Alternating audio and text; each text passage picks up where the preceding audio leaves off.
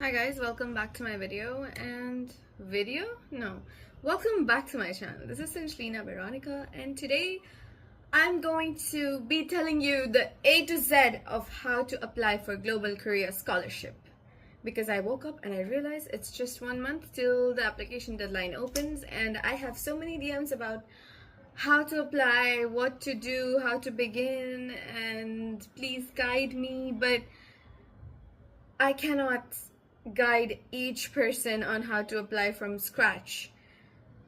So I decided to make this video to let you guys know on how to do it from scratch. If you do not know anything about Global Career Scholarship and where to begin, this is the right place for you. I'm gonna tell you everything today. I also have my tablet with me. This side is prettier. Wait. I also have my tablet with me to show you guys exactly what to do and where to go first. So before you begin anything, so first of all, you're going to open this study and career run by the Korean government, this website. You're going to go to plan your studies, and then you're going to move to scholarships, and then GKS scholarships. So you can find out all the details you need about GKS from here, and then you're going to go to GKS notice, and you're going to look for this one. When you click on it, you see these. You have to download all of these and find out everything, every information that you need is here. This is important, guys. This thing is very, very important.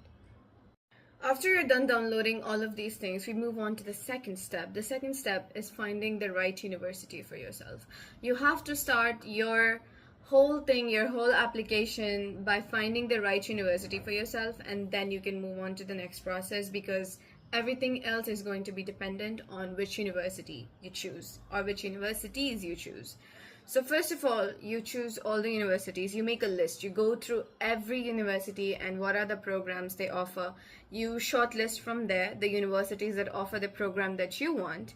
Then you go to each university's eligibility criteria, and then you shortlist from there the universities you are eligible for. And then amongst those universities, if you still have a lot left, you go to each university's program. This is important. You have to go to each university's program on the university's website and find out exactly what the program is offering, like, the details of the course and everything. You find out from there. And then you come down to the list of universities that you want to apply to. If you're embassy track, you've got to choose 3. If you're university track, you've got to choose 1 university. And after you're done choosing your university, you move on to what you need to prepare to get into the university. Now, I'm a film student, so if you ask me, does the university require a portfolio? It depends. If the university is asking for a portfolio, you give. If they don't ask for a portfolio, you do not give. For me, my university did not exactly ask for a portfolio, but I still gave mine. So it was a choice I made, and it worked in my favor. I got selected, and I realized that a lot of students who were selected, they did have a portfolio.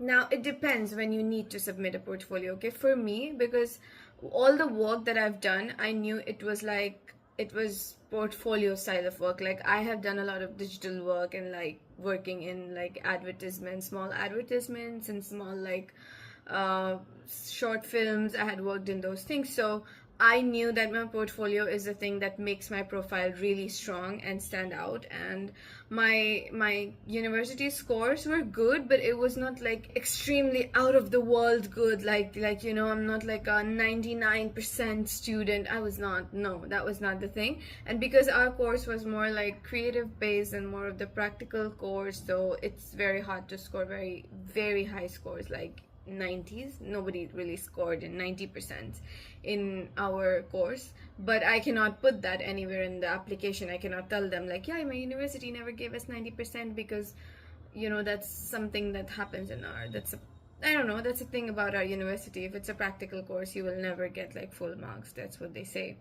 So yeah, my scores cannot show anything or whatever I can do. So that's why I decided I'm going to present my portfolio to show them that my scores don't reflect it, but this is the level of work that I can do.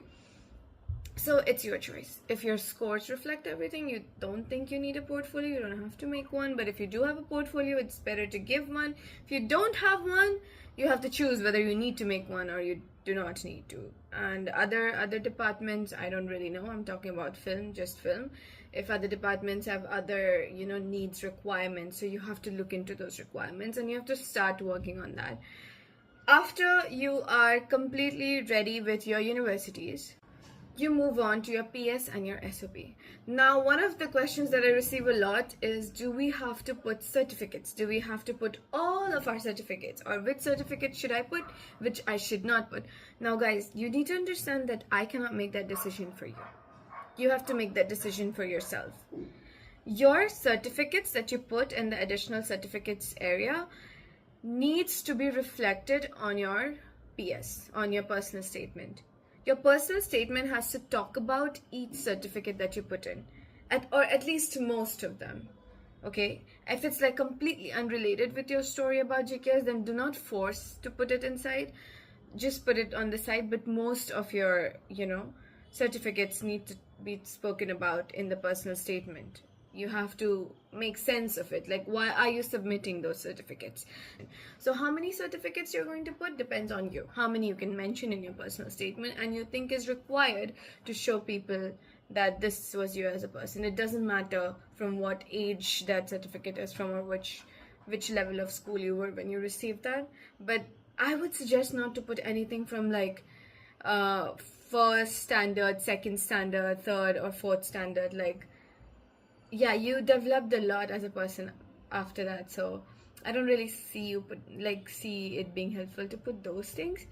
Maybe start from like 7th, 8th standard when a person has enough maturity to choose, like to start thinking about what they want to do in life, because that's when we start to think whether we're gonna choose what's wrong with my English, anyways, whether we're gonna choose science, commerce or humanities. That's when we start thinking about those things. So maybe from that time, if you begin, it's better for you, but you make your decisions. I just realized I had been saying SOP since the beginning of the video, but no, not SOP, sorry, SP, guys. Study plan. I'm sorry, I hope you understand. Anyways, so once you're done with your personal statement, you got to start writing your study plan, and you are free to write your study plan in the way that you want to write your study plan. Okay, just be creative and write the way that you want to write. Some people write it in a paragraph, some people write in points what they want to do. For me, it was a combination of paragraphs and points. So yeah, that's how I wrote it. Maybe I will make a video later on reading my study plan or showing my study plan and my PS. Maybe I will do it. Yeah, I don't know yet if I have the time, but I will try to do it. After you're ready with your personal statement and your study plan, you move into the next step, which is collecting all of your documents and apostilling it.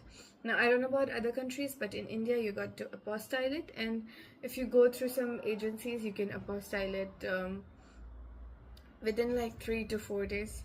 Now, depends on what agency you want to go for. But I would also suggest that when you are choosing an agency, make sure you take like 3-4 people with you and go to that agency, because in India, these agencies, if you're like a group of like 6-7 people making giving your documents together, they give you a certain level of discount in the agency. It should cost you somewhere between 1,200, 1,000 to 1,200, sometimes 1,300. But if someone's charging you 1,500 per document, I think it's too much. But I don't know, maybe the rates are higher now.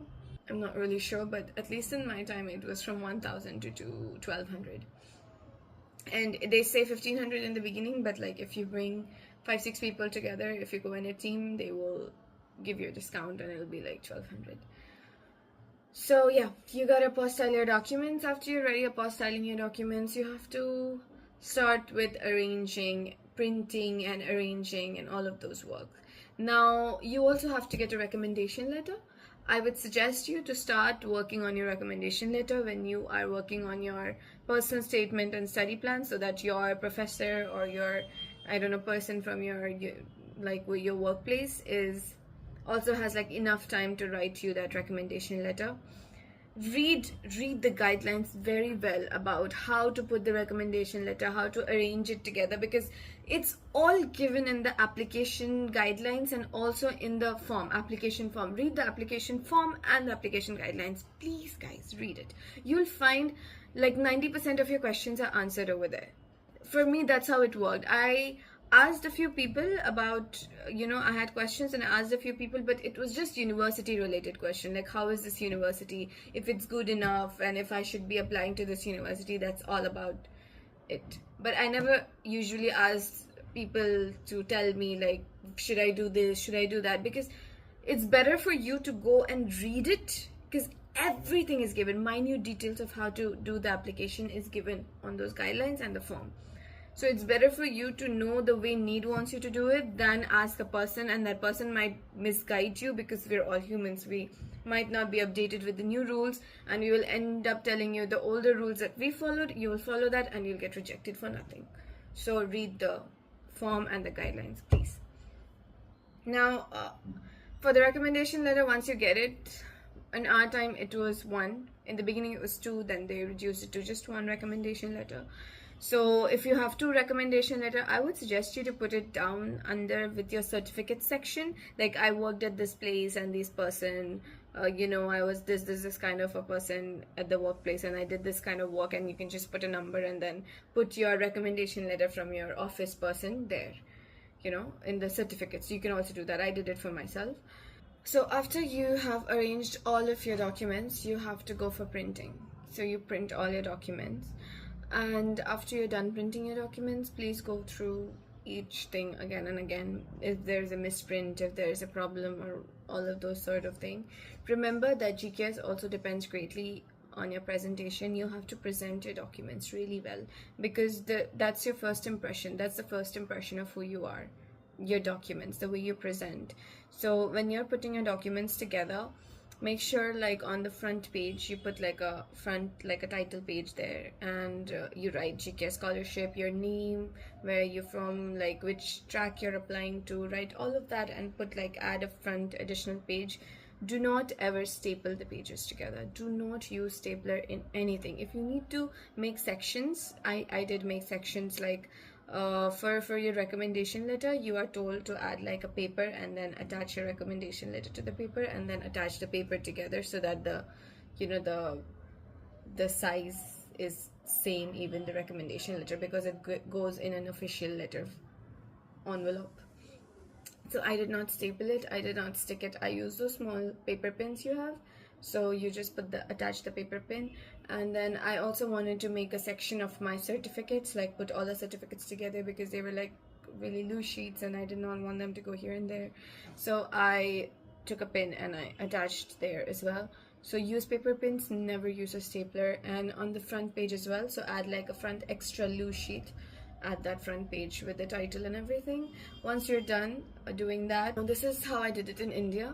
I took a cellophane paper, okay? I took a cellophane paper and I put it all around. I did not add it in like the airtight bags, because my application was really thick and it would not go inside that airtight bag. So what I did is, and also I did not find any like A4 size big airtight bags. And also, I don't know why for me it did not look very neat and tidy. So instead what I did is I took a cellophane paper and then I put cellophane paper all around it. Like I covered it, I wrapped it in cellophane paper, and the end of the cellophane paper with like a very nice sellotape, I stuck it like in a very nice way. I stuck the back of the sellotape behind so that my paper and everything looked very clean, neat and tidy and fully covered. So even if during like the transport of my documents from here to Korea, I applied through university track, so during the transport it shouldn't get like any, if there's any water or anything, my papers would still be safe. So I did that, and then I took a big official envelope, like a big official international envelope. If you go and tell like at the store, stationery store, they will give you that kind of envelope. It's green in color and it's really thick because there's a cloth layer inside, and on top there's like a paper layer, and the paper does not tear. It's untearable paper layer. So you put the entire application inside that, you cover it, and on top Again, you make like a nameplate kind of thing. Take a simple white paper with borders, and you don't use the one at stationery stores with like designs and everything. No, simple white paper, a big one, like big size, because the thing is going to be, the application envelope is going to be really big, so make like a big one according to the size. And just do all of the things online, not online, on your computer. Just type it out, like which track, your name, and which country. I put these things, I think, which track, my name, which country, and which university I was applying to, because I was a university track, of course. If you're embassy track, you don't have to put those details. Just put like your which track and from which state you're applying. Maybe, I don't know if you want to, but I put which country, which university I'm applying to, and I put all of those things and with the paper. And then I put all of those things together, and then I did my, I submitted my paper through DHL.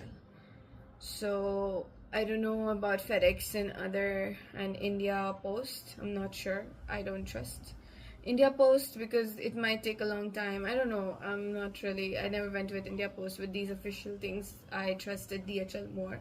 And you get student discount when you go for an application through DHL. So I got a student discount, and yeah, I applied through DHL. So when you go to DHL, you don't even have to put your address on it. You just take your address, and they make like a sheet, like a paper, address paper, and they cover your entire document nicely. You can explain to them, like, I need it really covered and really nicely, and nicely reach to the university because it's an application, and they do all of those things that you're required to do. They cover with like bubble wrap and all of those things, and then they put it in a full wrapping, another wrapping paper, like DHL wrap and all of those things. They put the address on top of it, so it will reach Korea in like 3 days. From where I'm living, from India at least, it takes like 3 days for it to reach, and hardly 4 days. If there's like a Sunday, Saturday in the middle, then it takes like 4 days. But yeah, it should reach in like 3 business days or 4 business days.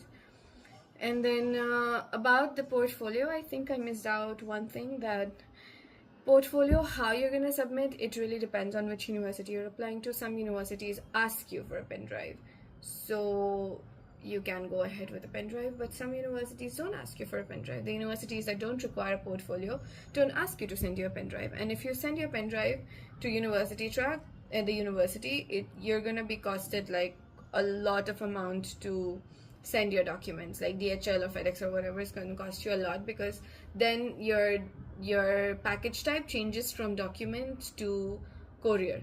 So then it's going to be like, if your document type is going to be around 3,000, your courier type will be around like 8,000. So what I did is I emailed my university whether I can submit my portfolio as a QR code, like as a QR code printed on a paper instead of a pen drive, and they said I can do it. So I made like a sheet of paper with all the details about my portfolio, like this is project number 1, and these are the kind of work I did in project number 1, this project number 2, like description.